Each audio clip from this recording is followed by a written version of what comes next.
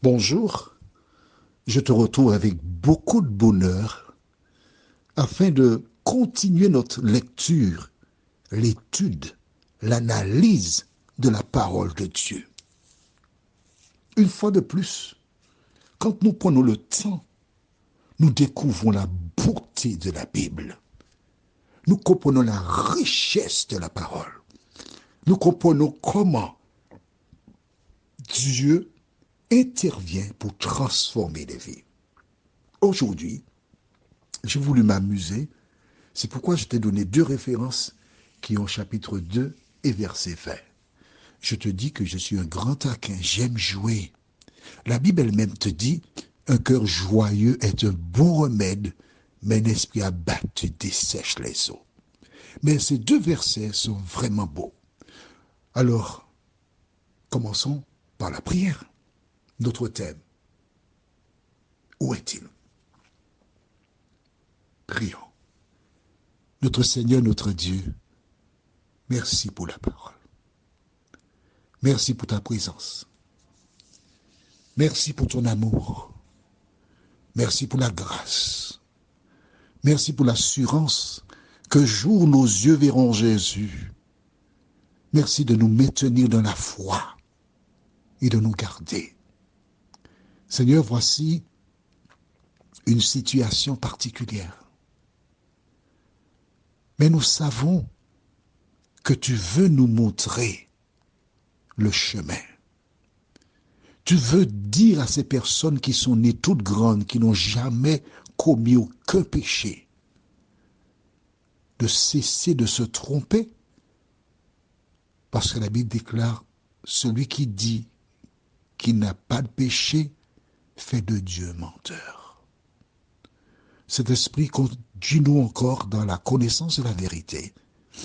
Au nom de Jésus, pour ta gloire éternelle. Amen.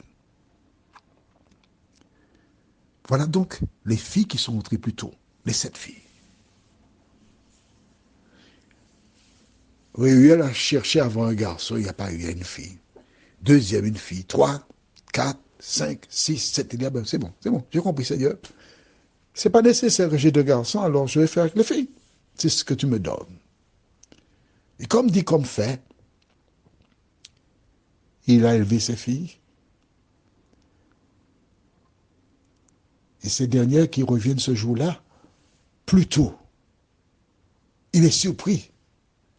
Et il découvre que c'est un Égyptien qui a pris leur défense. Ah ah, un seul homme qui a chassé les bergers. Oh là là. Alors, que dit-il? Lisons dans Exode 2, verset 20, ce qui suit.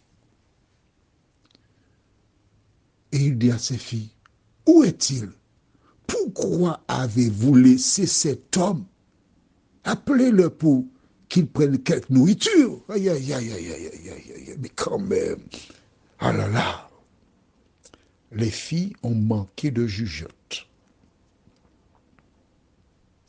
Alors, c'est bien. Elles manquaient d'expérience. Mais le père, en apprenant que cet homme a pris la défense de ses filles, il a senti le bon coup. Il a flairé. Il s'est dit, mais c'est un homme comme ça qu'il me faut ici. S'il a été en mesure de chasser les bergers, demain, il pourra le faire. Et mes filles n'auront plus à avoir peur de se rendre avec le bétail là-bas. Oh là là. Et dans sa tête, il commence déjà à faire des plans. Hein. J'ai 7 filles. Il est seul. Mais un Égyptien, par ici, s'il n'a pas de famille, il a certainement besoin de consolation. Il a besoin de quelqu'un à ses côtés. Il a l'embarras du choix. J'ai 7 filles. Ah mais non. Je vais l'aider à choisir. Au moins, il y aura un homme dans la maison. Je pourrai mourir en paix parce que je sais que mes filles ont un protecteur. Il arrive souvent que des parents font des plans pour les enfants. Ils choisissent un homme ou une fille Avant de mourir, j'aurais bien aimé voir un petit enfant ou un deuxième. Ah oui, il faut quand même que tu fasses un foyer. J'ai besoin de voir. Même si tu souffres après, c'est pas grave, je veux voir. Mais non, c'est l'égoïsme. Laisse à Dieu le temps de faire ce qu'il a à faire. Mais lui, il dit, allez le chercher. Alors c'est quelque chose de basique. Hein. Quand quelqu'un fait ce qu'a fait Moïse, trois femmes, que dois-tu faire? Remercie la personne. L'inviter à venir chez toi. Le présenter à ton père. Manger quelque chose, offrir une boisson. Merci. Fais la conversation. C'est ce que nous disons. Mais la question est la suivante. Pourquoi ces filles ne l'ont pas fait? Dis-moi.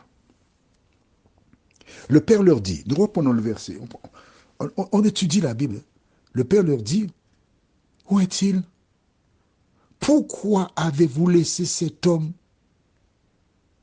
Appelez-le pour qu'il prenne quelque nourriture. Pourquoi ne l'ont-elles pas fait? Réfléchis. J'attends ta réponse. Pourquoi? Tu as trouvé? Je dois t'aider. D'accord. Si, pas si, cette fille, aucune n'a invité l'homme, l'Égyptien, à leur domicile. Aucune. Pourquoi? Parce qu'elles ont reçu la même éducation. Elles ne se sont pas querellées. Il n'y a pas une partie qui a dit allons l'inviter à la maison. Non. Le père avait donné des principes à ses filles. Et ce principe-là, elles tenaient à le respecter. Parce qu'elles aimaient leur père. On ne parle pas de la maman, donc je présume qu'elle n'était pas là. Parce que c'est le père qui prend la parole. Et je présume aussi, surtout si la maman était vivante, on ne sait pas, d'accord? Mais je présume que la maman avait donné la marche à suivre. En ce temps-là, les femmes se respectaient. Elles ne faisaient pas d'avance aux hommes. Mais aujourd'hui, la marchandise devenant rare, et plusieurs d'entre eux se tournent vers les personnes du même type qu'eux. Alors, il y a un proverbe aux Antilles en créole qui dit « Bœuf douvant, bré de l'eau claire ». Lorsqu'un troupeau de bœufs, de bœufs, et arrête. Ne va pas dire, j'ai écouté l'audio, il a dit un troupeau de bœufs. C'est pas bien ça. Je me suis repris. Lorsqu'un troupeau de bœufs va boire, les premiers ont de l'eau pure. Les deuxièmes et troisièmes consomment de l'eau qui a été souillée par les pattes du premier. Alors c'est pourquoi on dit bœuf douvant, bré de l'eau claire. Mais toute femme qui se respecte, qui a la crainte de Dieu, elle ne livre pas de lutte pour un homme, parce qu'elle croit que Dieu leur donnera un homme, l'homme qui convient, en temps utile. Nous aurions dû lire Galates 2, verset 20, mais on le fera demain si Dieu nous prête vie. Prions. Notre Seigneur et notre Dieu. Moïse est seul, dans une contrée inconnue, mais tu es avec lui. Et parce que tu es avec lui, tu permets que cet homme rencontre, c'est cette femme maltraitée par des bergers, qu'ils prennent leur défense. Et que maintenant le Père pense à l'inviter. Seigneur, de nous aider à garder à l'esprit que tu fais toutes choses bonnes pour tes enfants. Merci de continuer de nous éclairer, de nous vivifier, de nous faire du bien, de nous assister. Nous t'avons prié au nom de Jésus et pour ta gloire éternelle. Amen. Je te souhaite une bonne journée et à demain, si Dieu nous prête vie.